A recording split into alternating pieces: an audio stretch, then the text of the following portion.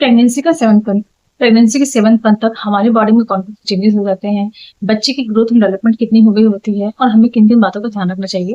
आज के इस वीडियो में हम इसी टॉपिक पे बात करने वाले हैं। वीडियो बहुत इंपॉर्टेंट है तो वीडियो का एंड तक बहुत जरूर देखिएगा। चलिए वीडियो स्टार्ट करते हैं। सबसे पहले जानते हैं कि 7th मंथ तक जो बच्चे की ग्रोथ होती है वो कितनी हो गई। प्रेगनेंसी के 7th मंथ तक बच्चे की लंबाई की बात करें तो वो 14 इंच तक हुई होती है एंड बच्चे का जो वेट होता है वो 1 किलो के आसपास हो गए होते हैं।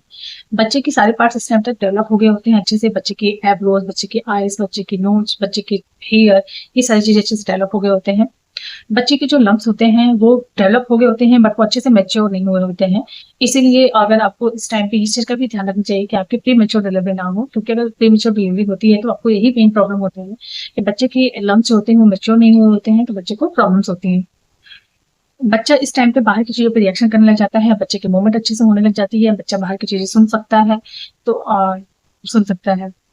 तो ये सारी चीजें होती हैं जो बच्चे की डेवलप हो गई होती है। हमारे बच्चे की growth and development 7th month तक अच्छे से हो गई होती है। अब बात करते हैं कि हमारी बॉडी में कौन कौन से चेंजेस होते हैं। तो देखिए, प्रेगनेंसी के 7th मंथ तक आपका बेबी बम्प जो होता है वो अच्छे से निकल गया होता है, तो इस टाइम पे आपको थोड़ा सा चलने उठने बैठने में प्रॉब्लम हो सकती है।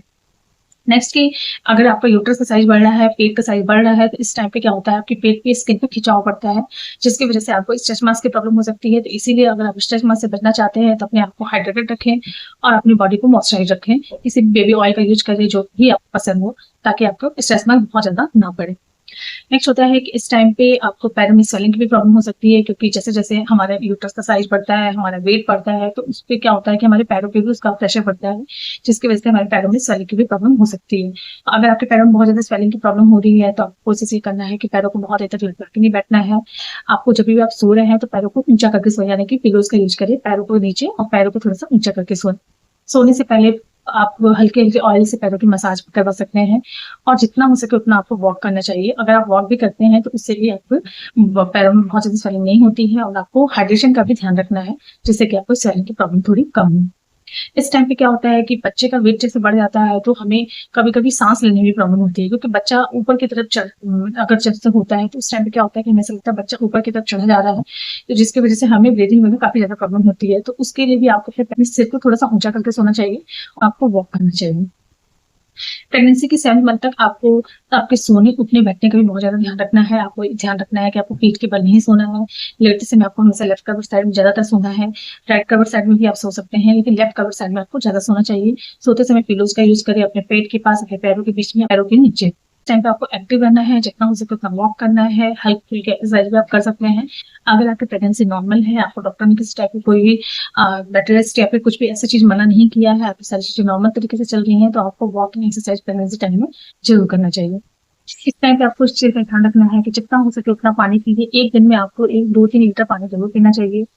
अगर आप पानी अच्छे से पीते हैं तो आपको पैर में स्वेलिंग, चक्कर, थकान की प्रॉब्लम नहीं होती है। आपके बच्चे का मूवमेंट अच्छे से होता है, बच्चे का वेट भी अच्छे से बढ़ता है, क्योंकि अगर आप पानी अच्छे से पीते हैं तो बच्चे का एमिटर फ्लो, यानी कि आसपास का पानी अच्छा बना रहता है। अगर आप पानी अच्छे से नहीं पीते हैं तो एमिटर फ्लो रुक जाता है, जिससे कि बच्चे की ग्रोथ अच्छे से नहीं हो पाती है। इस टाइम पे आपको अपने बच्चे के मूवमेंट का भी ध्यान रखना है। बच्चे की मूवमेंट कम नहीं होनी चाहिए, बच्चे की मूवमेंट अच्छे से हो रही है नहीं हो रही है, इन सारी चीजों को भी आपको नोटिस करते रहना चाहिए। प्रेगनेंसी के 7th मंथ में आपको भूख भी अच्छे से लगने लग जाती है। आपको जितनी जैसे कि अगर पहले आपको भूख नहीं लगती थी तो इस टाइम पे आपको भूख अच्छे से लगेगी। तो आपको एक चीज का ध्यान रखना है कि आपको जो भी खाना है आपको हेल्दी खाना है, क्योंकि अगर आपको भूख ज्यादा लग रही है, आपको क्रेविंग हो रही है, तो ऐसा नहीं है कि आपको कुछ भी खाना है, आपको बाहर की चीजें बहुत ज्यादा नहीं खाना है। घर की चीजें खाएं, जितना हो सके उतना तेल मसाला अवॉइड करें, कैफीन अवॉइड करें, घर का बना हुआ सिंपल सादा खाना खाएं। जितना हो सके ग्रीन वेजिटेबल्स एंड फ्रूट करें। इस टाइम पे आपको ड्राई फ्रूट्स भी अच्छे से खाना चाहिए और आप प्रेगनेंसी के 7th मंथ से आप खजूर वाला दूध और केसर वाला दूध भी लेना स्टार्ट कर सकते हैं। आपको मेडिसिन आपकी डेली जो लेते हैं आपको वो हमेशा लेनी है। मेडिसिन को आपको स्किप नहीं करना है। टाइम टाइम पे अपने डॉक्टर से चेकअप कराते रहना चाहिए आपको। और आपको एक चीज का और ध्यान रखना है कि इस टाइम पे जैसे आपको की फॉल्स लेबर पेन जो होते हैं वो हो सकते हैं, यानी कि जो कॉन्स्ट्रक्शन होते हैं वो हो सकते हैं, लेकिन आपको उस टाइम पे बहुत ज्यादा परेशान भी होना होता है, क्योंकि वॉक का फॉल्स लेबर पेन होता है। तो आपको अगर ऐसा कॉन्स्ट्रक्शन हो रहा है तो वो थोड़ी देर बाद सही हो जाता है, तो आपको ये भी चेंजेस देखने को मिल सकता है। 7th मंथ में आपको सीने में जलन, कॉन्स्टिपेशन की प्रॉब्लम बहुत ज्यादा होती है, तो इसलिए आपको जितना हो सके उतना लिक्विड लें और ऑयली मसालेदार खाना कम खाएं। तो फ्रेंड्स, यही सारी चीजें हैं जो कि प्रेगनेंसी के 7th मंथ में आपकी बॉडी में चेंजेस होते हैं। आपको इन सारी चीजों का ध्यान रखना चाहिए। बहुत देर तक खड़े नहीं रहना है, बहुत देर तक बैठना नहीं है, पीठ के बल सोना नहीं है, हेल्दी डाइट लेनी है, वॉक एंड एक्सरसाइज करना है। पैरों में स्वेलिंग हो रही है तो उसके लिए पिलोज का यूज करना है। तो इन सारी चीजों का ध्यान रखें। तो फ्रेंड्स, सही था आज का वीडियो। आई होप कि आपको वीडियो अच्छी लगी हो। वीडियो अच्छी लगी हो तो वीडियो को लाइक करके चैनल सब्सक्राइब करके बेल आइकन प्रेस करते, ताकि आपको प्रेगनेंसी से रिलेटेड सारे अपडेट्स मिलते रहे।